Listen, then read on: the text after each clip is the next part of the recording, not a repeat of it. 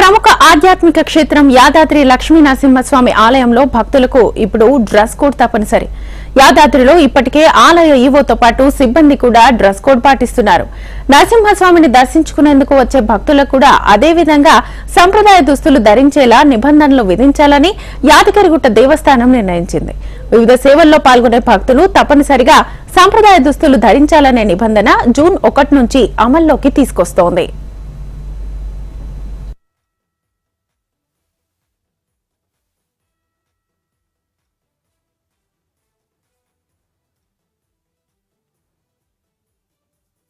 తిరుమల తిరుపతి దేవస్థానం మాదిరిగానే యాదాద్రిలో కూడా భక్తుల వీఐపీ బ్రేక్ దర్శనానికి డ్రెస్ కోడ్ తప్పనిసరి చేసింది.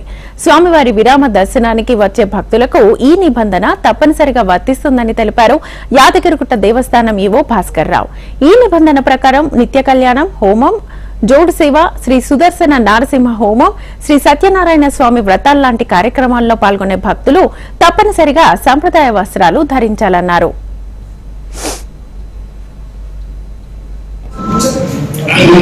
హిందూ ధార్మిక పద్ధతిలో ఈ ఆర్జిత సేవల్లో పాల్గొనే అందరు భక్తులు జూన్ 1వ తారీఖు నుండి ఎట్టి పరిస్థితుల్లో సాంప్రదాయ దుస్తులు ధరించి మాత్రమే ఈ సేవలకి హాజరు కావాలని కోరుకుంటున్నాం.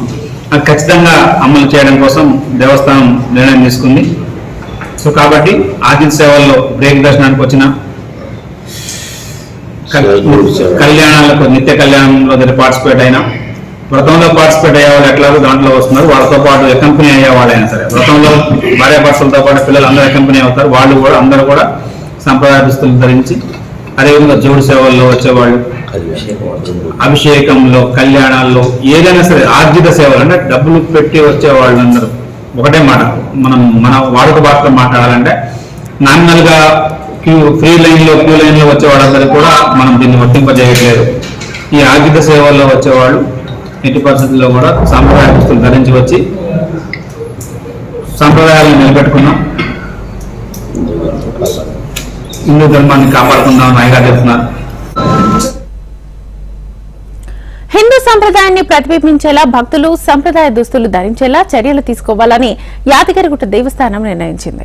ఆలయంలో ఆధ్యాత్మికత, భక్తిభావాన్ని పెంపొందించేందుకే ఇలాంటి నిబంధనలు అమలు చేస్తున్నట్లుగా అధికారులు చెబుతున్నారు. దీనిపై భక్తులు కూడా హర్షం వ్యక్తం చేస్తున్నారు.